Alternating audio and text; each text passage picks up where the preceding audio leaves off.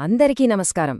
మనలో చాలామందికి పని అంటే అబ్బా అదొక పెద్ద భారం అనిపిస్తుంది కదా. కాని ఒకవేళ అదే శ్రమ మన ఆనందానికి దారి చూపే ఒక వారధి అయితే?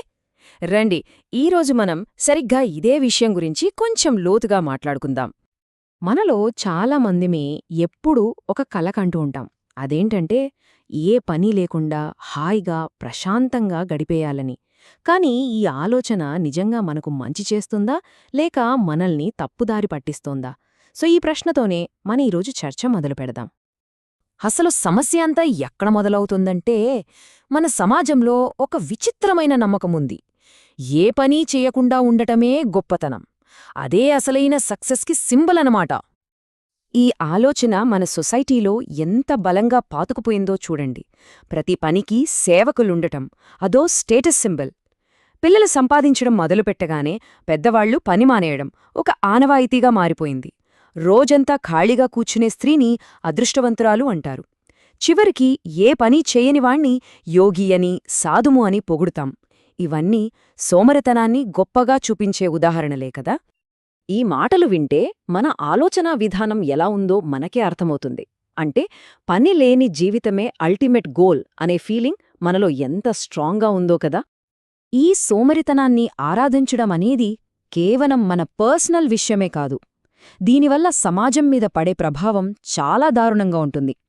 ఇదేం చేస్తుందంటే కొన్ని పనుల్ని చాలా తక్కువ అని చూసే ఒక ప్రమాదకరమైన సిస్టమ్ను క్రియేట్ చేస్తుంది.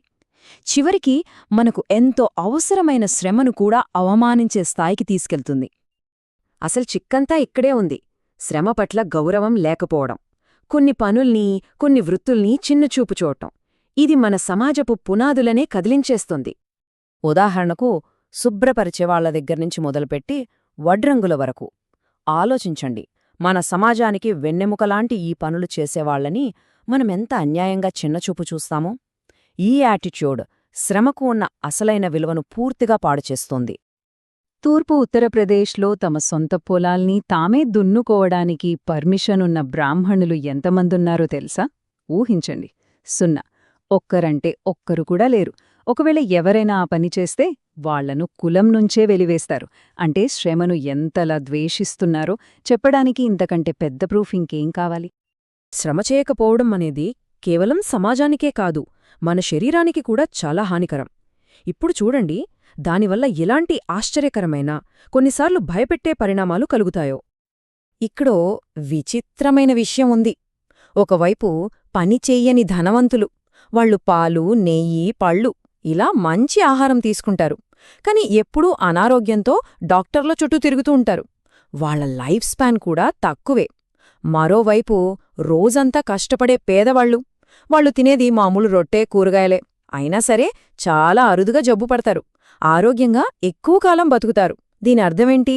డబ్బు కంటే శ్రమే ఆరోగ్యాన్ని కాపాడుతోందనమాట. శ్రమ లేకపోతే మన శరీరం లోపల్నించి తుప్పు పట్టిపోతుందన్నమాట. ఇది కేవలం మాట వరసకు కాదు. ముఖ్యంగా స్త్రీల విషయంలో ఈ యాక్టివిటీ లేకపోవడం వల్ల ప్రసవం కూడా ప్రాణాల మీదకొచ్చేస్తుంది. ఇది ఎంత సీరియస్ విషయమో ఒక్కసారి ఆలోచించండి. సరే, ఇప్పటిదాకా సమస్యల గురించి చాలా మాట్లాడుకున్నాం కదా. మరి సొల్యూషన్ ఏంటి? పని విషయంలో మన ఆలోచనా విధానాన్ని పూర్తిగా మార్చేసే ఒక కొత్త ఫిలాసఫీ గురించి ఇప్పుడు చూద్దాం. పనిని మనం చూసే విధానాన్నే మార్చాలి. శ్రమ అనేది ఒకరి స్టేటస్ కోసమో, ఇంకొకరి మీద ఆధిపత్యం కోసమో కాదు. అది సమాజం మొత్తం కలిసికట్టుగా బాగుపడటానికి ఉపయోగపడే ఒక సాధనం, ఒక కోఆపరేషన్ అన్నమాట. ఈ మాటలు చూడండి ఎంత పవర్ఫుల్గా ఉన్నాయో. పని చెయ్యకుండా ఊరికే తినే వ్యక్తి సమాజానికి ఒక శాపం లాంటివాడు, భరించలేని భారం. వాళ్ల యాక్టివిటీ లేకపోవటమనేది అగ్గిలాంటిది. అది కేవలం నాశనానికి దారితీస్తుంది. మరి ఈ కొత్త ఫిలాసఫీని మన లైఫ్లో ఎలా అప్లై చేసుకోవాలి? దానికి సమాధానమే ఈ 4 స్తంభాలు. ఒక కంప్లీట్ లైఫ్కి కావలసిన 4 రకాల శ్రమలివి. ఒక సంపూర్ణమైన జీవితం గడపాలంటే ఈ 4 రకాల పనుల మధ్య ఒక బ్యాలెన్స్ ఉండడం చాలా ముఖ్యం. 1. మన శరీరానికి పని, అంటే కండరాలకు శ్రమ. 2. మన చేతులకు పని, అంటే నైపుణ్యం. 3. మన మెదడుకు పని, అంటే మేధోపరమైన శ్రమ. ఇక 4వది సమాజానికి సేవ అంటే సోషల్ వర్క్. ఈ నాలుగింటికి పని కల్పించినప్పుడే మన జీవితం పరిపూర్ణంగా ఉంటుంది.